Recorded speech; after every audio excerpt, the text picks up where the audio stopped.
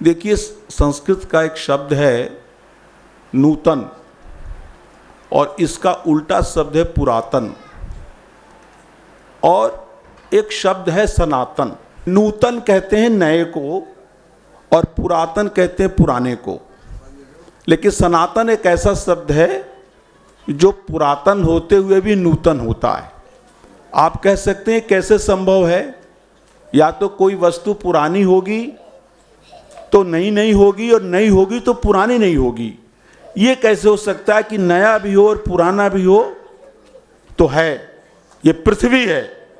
ये पृथ्वी बहुत पुरानी है, 4 अरब बरस पुरानी है, कितनी अरब बरस पुरानी है भगवान जाने। इस पृथ्वी, जिस पृथ्वी पर हम हैं, बहुत पुराना है और बहुत नया है। आज भी इसका विकल्प नहीं है।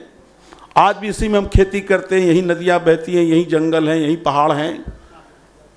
तो ये नूतन भी है, पुरातन भी है और इसीलिए सनातन है।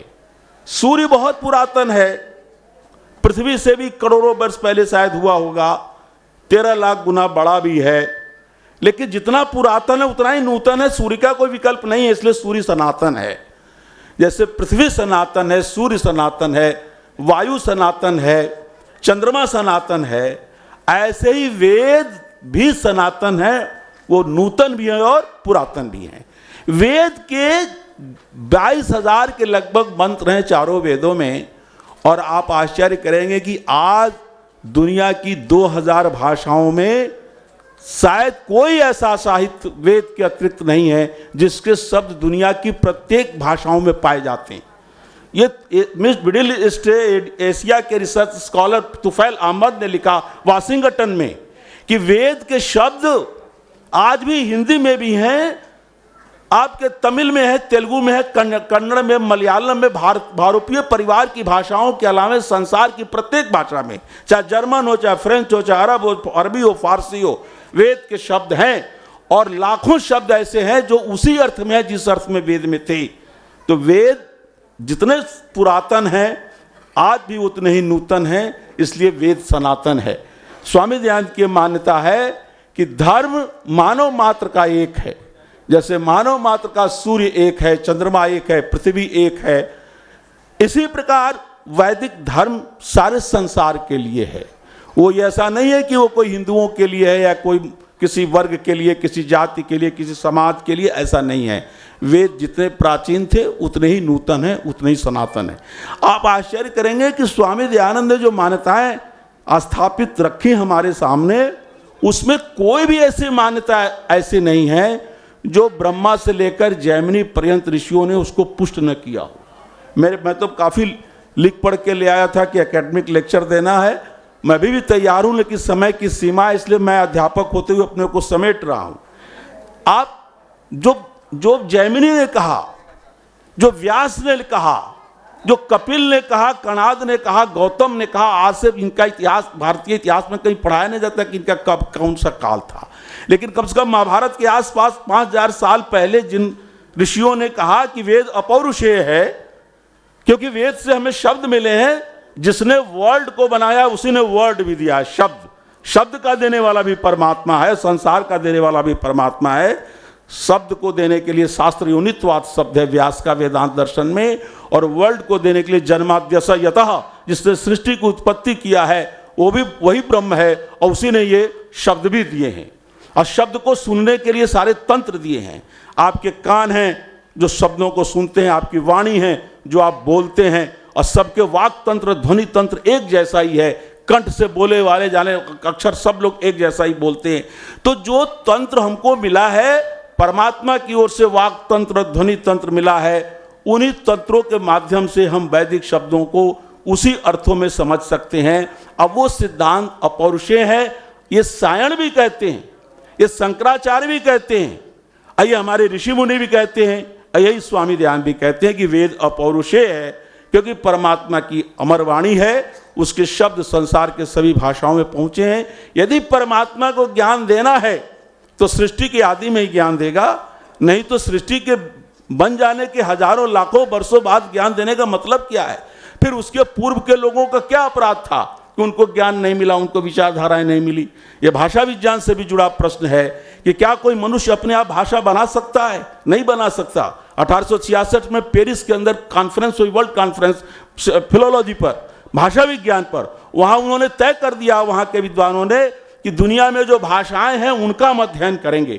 हम इस पर विचार नहीं करेंगे कि भाषा की उत्पत्ति कैसे हुई, क्योंकि जितने भी सिद्धांत भाषोत्पत्ति के बताए जाते हैं सब सिद्धांत में त्रुटियां पाई जाती हैं। एक सिद्धांत है जिसमें कोई त्रुटि नहीं है कि जिस परमात्मा ने सृष्टि को दिया है उसी परमात्मा ने भाषा के शब्द भी दिए हैं। लेकिन इसको लोग वैज्ञानिक या कुछ भाषा वैज्ञानिक ईश्वर की सत्ता न मानने के कारण, केवल ईश्वर की सत्ता न मानने के कारण इस सिद्धांत पर आरोप करते हैं। यदि ईश्वर नाम की सत्ता को मान लिया जाए तो भाषा को अपौरुष होने में कोई विवाद नहीं है। इसी प्रकार मैं आपके सामने रखता हूं, जिस वेदों की बात उठ रही है तो ईश्वर के संबंध में आप आश्चर्य करेंगे कि शंकराचार्य ने जो बातें लिखी हैं वही बात स्वामी दयानंद ने लिखी है। एक दो सूत्र है व्यास के वेदांत दर्शन में। एक सूत्र है जिसमें यह कहा गया, करणवच्चन्न भोगा दिव्य। यदि परमात्मा को साकार मानोगे, करण कहते हैं इंद्रियों को, तो जिसको भी इंद्रियां होगी उसको भोग प्राप्त होंगे। क्योंकि कान है तो सुनेंगे आप, मुख है तो बोलेंगे, पेट है तो खाना खाएंगे ही। जब इंद्रियां हैं तो इंद्रियों के भोग प्राप्त होंगे। परमात्मा में करणवत् चेत न, परमात्मा इंद्रियों से विवर्जित है, इसलिए भोगों से भी विवर्जित है, वो तो साकार हो ही नहीं सकता। इसी प्रकार उसमें लिखा गया, अरूप व देव ही तत्प्रधानत्वात्। मैं व्यास जी का सूत्र बोल रहा हूं, शंकराचार्य की व्याख्या संस्कृत में बोल रहा हूं, उसका भाव बता रहा हूं कि जो रूप आदिमत, जो रूप वाला पदार्थ होता है वो पदार्थ ईश्वर नहीं हो सकता, क्योंकि उसकी सत्ता सीमित हो जाएगी। कोई भी रूपवान, चाहे हिमालय जैसा पहाड़ी क्यों न हो, बहुत बड़ा क्षेत्र घेरेगा, लेकिन फिर भी वो सीमित हो जाएगा। रूपवादी पदार्थ भौतिक होते हैं, वो सीमित होते हैं, वो सर्वव्यापी नहीं हो सकते। इसलिए न रूप आदि मत, ब्रह्म रूप वाला नहीं है, ऐसा हो ही नहीं सकता। तत्प्रधानत्वात्, क्योंकि हमारी जो श्रुतियां हैं, हमारे जो वेद के मंत्र हैं, जो उपनिषद हैं, वो बतलाते हैं कि वो अनणु है, वो सूक्ष्म से सूक्ष्म है, महान से महान है, वो अजर है, वो अमर है, वो नित्य है, वो पवित्र है, वो सर्वव्यापी है। इसी प्रकार जब वेद का मंत्र जो सप्रयगात शुक्रम कायम वाला जो मंत्र आता है, शंकराचार्य ने किसी वेद का भाष्य नहीं किया, लेकिन जो उन्होंने उपनिषदों का भाष्य किया उसमें एक उपनिषद ईशोपनिषद है। ईशोपनिषद के 17 मंत्र वही हैं जो यजुर्वेद के 40वें अध्याय का मंत्र है। उस मंत्र में एक मंत्र है, सप्रयगात शुक्रम अकायम अब्रणम अस्नाविरम शुद्धम अपाप विद्धम। इस मंत्र का भाष्य करते हुए शंकराचार्य कहते हैं कि परमात्मा अकायम है। अकायम का मतलब स्थूल शरीर का प्रतिषेध है। अकायम इति शब्द से स्थूल शरीर प्रतिषेध। अकाय मैंने शरीर नहीं है, स्थूल शरीर नहीं है, लेकिन स्थूल शरीर का निषेध करने के लिए अकाय शब्द कह दिया। काया कहते हैं शरीर को, अकाय माने शरीर नहीं है। तो फिर अब्रणम क्यों कहा, अस्नाविरम क्यों कहा? अब्रणम का मतलब उसमें नस, वो घाव नहीं है, कोई क्षत नहीं, कोई अब्रणम, कोई नस नाड़ी नहीं है। अस्नाविरम तो कहा इससे सूक्ष्म शरीर का प्रतिषेध है, कि परमात्मा का सूक्ष्म शरीर भी नहीं हो सकता। जब शुद्धम कहा, अपाप विद्धम कहा, तो लिंग शरीर का भी प्रतिषेध है। माने परमात्मा तो वही हो सकता है, साकार तो हो ही नहीं सकता। लेकिन लोग ये समझे बैठे हैं कि जो ईश्वर को साकार मानता है, जो ईश्वर की तथाकथित मूर्ति बनाता है, वो सनातनी है, और आर्य समाज वाले सनातनी नहीं है। मैं तो सनातन के मंत्र बोल रहा हूं। सनातन वही है कि परमात्मा सर्वव्यापक है, सर्वांतर्यामी है, अजर है, अमर है, अभय। पिछले दिनों कुंभ का इतना बड़ा स्नान हुआ, हमारे एक शंकराचार्य जी ने कहा कि पाप धोने वाले जो मानते हैं कि स्नान करने से पाप धुल जाएंगे, और धुल जाता है इसलिए आवें। जो ये मानते हैं कि पाप नहीं धुलेंगे वो ना आवें। तो हमसे लोगों ने, हमारे कई छात्रों ने पूछा, हमारे स्कॉलरों ने जो पीएचडी कर चुके हैं, डिग्री कॉलेज में पढ़ाते भी हैं, कहते सर आप तो वेद हमको पढ़ाएं, क्या वेद में कोई ऐसा मंत्र है कि कुंभ के समय पर अमुक समय, अमुक नक्षत्र, अमुक काल योग में गंगा में स्नान करने पाप धुल जाएगा? तो हमने कहा, अरे भाई पाप कोई उबटन है क्या? पाप कोई भौतिक पदार्थ उबटन है क्या? जैसे शादी होती है तो लड़कों को उबटन लगाया जाता है और फिर लड़के नहा लेते हैं। अरे कोई उबटन है जो नहा लोगे धुल जाएगा? क्या बकवास है! इतने बड़ा बकवास किया जा रहा सनातन धर्म के नाम पर। मैं गरुड़ पुराण का श्लोक बोल रहा हूं, ना भोक्तम क्षीयते कर्म कल्प कोटि शतैरपि अवश्य में भोक्तव्यम कृतम कर्म शुभाशुभम। गरुड़ पुराण कह रहा है, याद रखिए कि जो अनार्स ग्रंथ हैं उसमें भी वैदिक सिद्धांतों की संपुष्टि है, लेकिन आर्स ग्रंथ में कोई अवैदिक बात नहीं है। लेकिन अवैदिक बात ग्रंथों में वैदिक बात जरूर है। जब पाप धुल जाएंगे तो पुनर्जन्म सिद्धांत का क्या होगा? सनातन धर्म जो ईसाइयत से, इस्लाम से और पश्चिम एशिया के सेमेटिक रिलीजन से इसी मायने में तो भिन्न है, क्योंकि वो नहीं पुनर्जन्म नहीं मानते। ईसाई नहीं, ईसाइयत नहीं मानता, इस्लाम नहीं मानते, यहूदी नहीं मानते। वो कहते हैं हमारा ये प्रथम जन्म है और यही मेरा अंतिम जन्म है, न इसके पहले हम कभी पैदा हुए थे न इसके बाद कभी पैदा होंगे। लेकिन भारत की भारतीय संस्कृति, हिंदुत्व जिसको कहते हो आप, आर्य धर्म, वैदिक धर्म जिसे कहते हो, ये तो पुनर्जन्म मानता है, परलोक मानता है, कर्मफल सिद्धांत मानता है। पुनरपि जननम पुनरपि मरणम पुनरपि जननी जठरे शयनम, हमें अपने कर्मों के फल भोगने ही पड़ेंगे। अब ये क्या बकवास चला दिया कि नहाने से, और ये भी मूर्खता की बात कि अमुक क्षण में रात को 3:30 बजे मौनी अमावस्या के दिन जो नहाएगा, और उसको नहाने के लिए हजारों लोग लेटे पड़े थे रेत पर। पुलिस बेचारे क्या करे, पुलिस बोल रही है माइक से, हटो भाई भीड़ आएगी, लेकिन वो तो अब फिर वो मर गए लोग। अब कितने मरे इस पर हमें विवाद नहीं करना है, लेकिन ये सोचना कि नहा लेंगे मुक्ति हो जाएगी, ये तो बहुत बड़ी बात है। ये कभी नहीं हो सकता जब तक सनातन सिद्धांत पुनर्जन्म का है, परलोक का है, कर्मफल का है। नहाने से मुक्ति नहीं होगी, आपको यम नियम पालन करना पड़ेगा।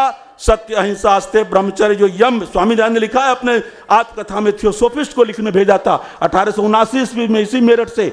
उन्होंने कहा कि हम बहुत पढ़ने और योग साधना के बाद ऋषि ध्यान ने कहा कि मेरा निष्कर्ष है कि अध्यात्म के दृष्टि से सांख्य कपिल का और योग पतंजलि का और उपनिषद और वेद, ये 4 ही ग्रंथ बताते हैं कि अध्यात्म का सही रास्ता क्या है, कैसे हम ब्रह्म को प्राप्त कर सकते हैं। योग किस लिए? यम नियम, आसन, प्राणायाम, प्रत्याहार, धारणा, ध्यान, समाधि, तब ब्रह्म को प्राप्त किया जाता है। आप केवल स्नान करने से मुक्ति मान लेते हो। और बहुत सारी बातें, एक बात कह के मैं वाणी विराम दूं। ये फलित ज्योतिष, जो भारत का जो सबसे बड़ा ज्योतिष का विद्वान हुआ, उसका नाम था महामहोपाध्याय सुधाकर द्विवेदी। वो गणित शास्त्र का इतिहास लिखे और सबसे बड़ा भारत की जो यूनिवर्सिटी, संस्कृत यूनिवर्सिटी है, वहाँ विभागाध्यक्ष थे। उन्होंने पुस्तक लिखी गणित का इतिहास। उसमें उन्होंने कहा कि ईसा से 800 वर्ष पहले ग्रीक के लोग यहाँ आए।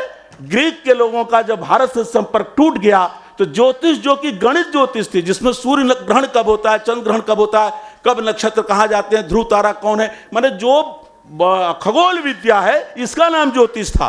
लेकिन ग्रीक के विद्वानों का भारत से संपर्क टूटने के बाद उन्होंने ज्योतिष के साथ वो जोड़ लिया फल भका, जन्मपत्री, हस्तरेखा, पता नहीं क्या क्या, और ये भारत में ये आ गया। विवेकानंद के भी भाषण में है, स्वामी विवेकानंद का ग्रंथ पढ़िए, विवेकानंद ग्रंथावली 10म खंड, उन्होंने बड़ी कड़ी समीक्षा की है कि ये फलित ज्योतिष का जितना बड़ा आतंक मचा हुआ है। हमारे प्रोफेसर है, सनातनी है लखनऊ विश्वविद्यालय में, प्रोफेसर ओम प्रकाश पांडे, वे तो बहुत बड़े विद्वान है। उन्होंने कहा कि शास्त्री जी कौन बताए, ये जो भी कुंभ का 12 वर्ष बाद मेला होता है, वो गणित के हिसाब से वो 144 वर्ष बाद ही होता है, लेकिन उन्होंने कह दिया कि 144 वर्ष बाद ही आया है। मैंने पुराना रिकॉर्ड निकालना शुरू किया, 2013 में जब कुंभ हुआ था, उस समय भी ज्योतिषी कहते 144 वर्ष बाद आया है। और जब 12 वर्ष होगा तब तक कहेंगे 144 वर्ष बाद आया है। अब भोली भाली जनता सोचे चलो भाई 144 वर्ष तो किसी को जीना नहीं है, नहाए लो, जो पाप कर्म है सब धुल जाएंगे। तो ये एक बात कहूँ बड़ी मनोरंजक, आपको बड़ा सुनकर के आश्चर्य होगा। जो महाराजा रणजीत सिंह थे, लाहौर नरेश, तो उनके मरने के बाद उनके लड़के खड्ग सिंह बैठे उनकी गद्दी पर। खड्ग सिंह बैठे तो उनको पुत्र हुआ, उनका नाम था नौनिहाल सिंह। तो उन्होंने सोचा मैं अपने पुत्र का जन्म पत्री बनवाने, जन्म कुंडली, और जन्म कुंडली बनाने में किसको पकड़ा?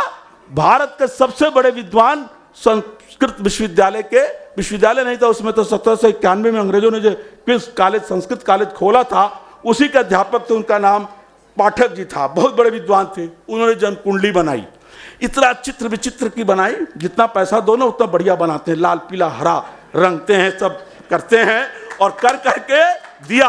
तो आप आश्चर्य करोगे कि राजा खड्ग सिंह ने 1 लाख रुपया आज से 240 वर्ष पहले लाहौर के नरेश खड्ग सिंह, महाराजा रणजीत सिंह के बेटे ने अपने बेटे नौनिहाल सिंह के जन्मपत्री पर 1 लाख रुपया दिया दुर्गा शंकर पाठक को। और अभी पाठक जी लाहौर में ही थे, अभी ये काशी पहुंचे नहीं थे, तब तक उस पुत्र का देहांत हो गया और कुंडली में कहीं कोई चर्चा नहीं।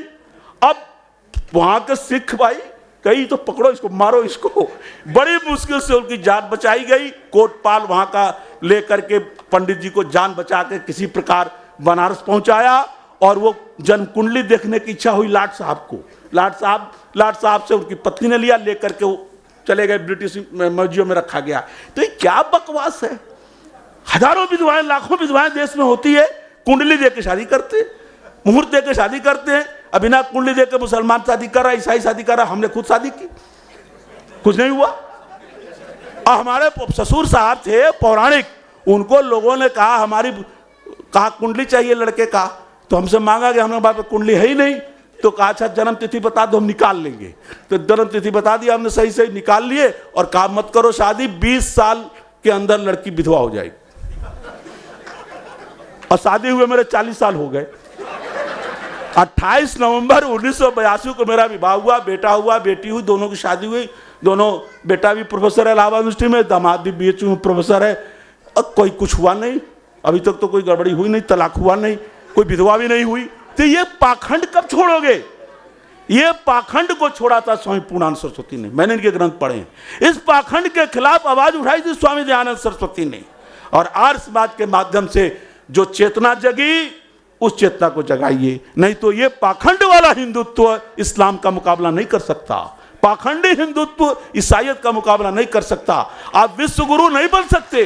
विश्व गुरु बनना है तो वेदों के आधार पर, उपनिषदों के आधार पर, दर्शनों के आधार पर दयानंद सरस्वती ने जो वैदिक सिद्धांत दिया है वही सनातन धर्म है, वही सनातन सिद्धांत है।